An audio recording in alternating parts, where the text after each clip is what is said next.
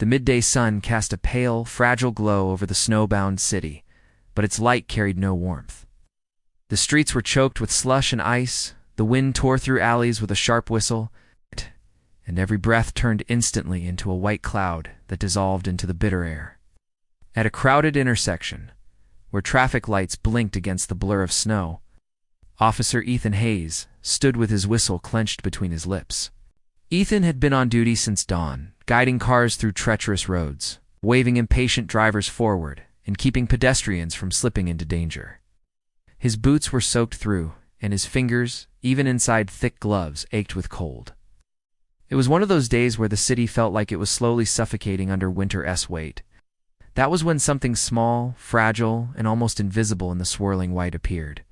From the direction of an alleyway, a tiny puppy staggered into the intersection. He was no more than 3 months old. His fur, once a vibrant golden, was now tangled with clumps of ice. His ribs pressed sharply against his skin, his legs trembled with weakness. And every step he took left faint spots of blood where one paw touched the snow. The little creature stumbled straight toward Ethan. Reaching his boots, he pawed at them desperately, barking in a thin, cracked voice. "Go on, get out of here," Ethan muttered, frowning as he nudged the dog aside with his boot. To him, this was just another straightaffle, but not his concern. But the puppy refused to retreat. He limped a few steps toward the alley, then turned back and barked again, louder this time. His dark eyes locked on Ethan's, shimmering with urgency.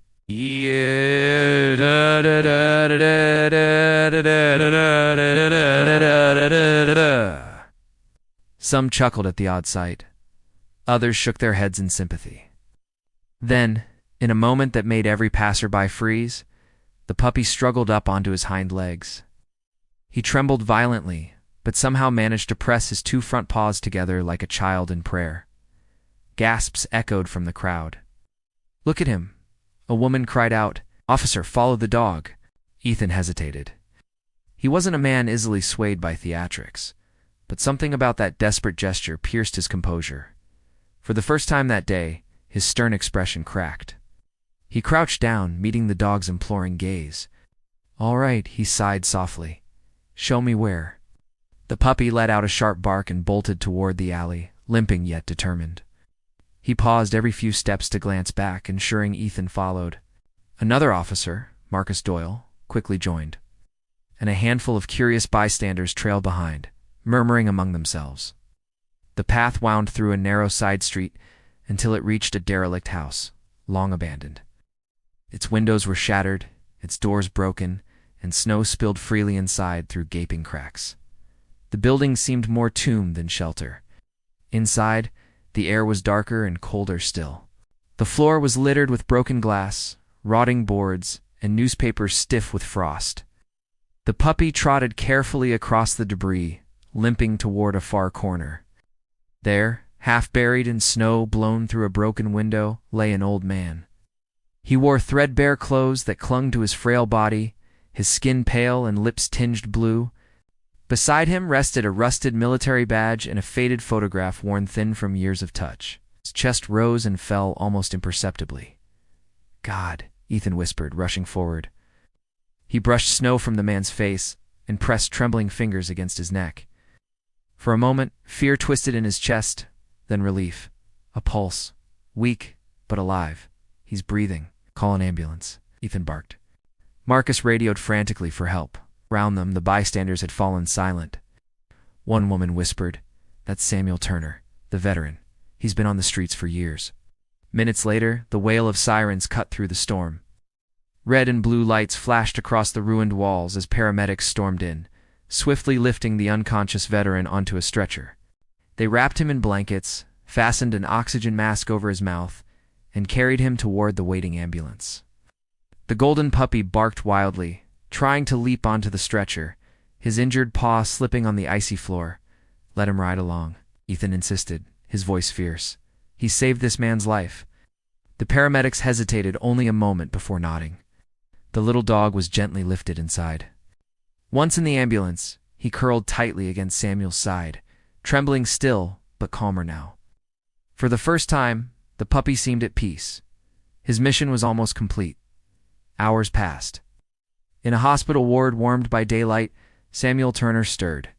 His eyelids fluttered open, revealing eyes clouded with age and hardship. The first thing he saw was not the ceiling or the machines around him, but the small golden puppy curled against his arm. Tears welled instantly in the old soldier's eyes. With a frail, shaking hand, he reached out and brushed the pup's frozen fur. "You came for me," he whispered hoarsely. The story spread quickly through the city.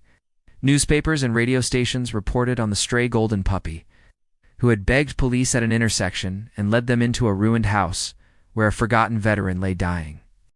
Citizens who once walked past Samuel without a glance now raised funds to help both him and the dog. In the days that followed, the hospital saw visitors bearing food, blankets, and donations. Ethan himself returned often, standing quietly by Samuel's bedside, sometimes reaching down to scratch the puppy, who never once left the old man's side. The puppy was given a name, Lucky. Weeks later, Samuel was discharged. A week he stood proudly, his steps steadied by a cane. In his arms, he carried Lucky, no longer a stray but family. The people of the city lined the hospital steps, applauding softly as Samuel and Lucky emerged into the pale winter sunlight. Ethan was there too, smiling faintly as he saluted the veteran. From that day on, Samuel and Lucky were inseparable. They were seen often in the park, the old man sitting on a bench, while the little golden dog limped happily in circles around him.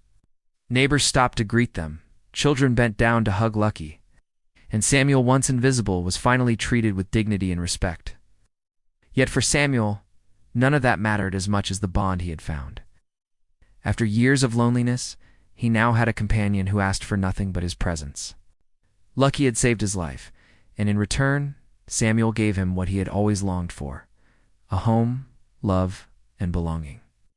They called the puppy a hero, but Lucky wanted no medals, no praise. All he wanted was for the man he loved to live. Sometimes the smallest lives carry the greatest courage. Sometimes love and loyalty appear in the most unexpected places. Thank you so much for watching this emotional story. If it touched your heart, please share your thoughts in the comments below. We'd love to hear from you.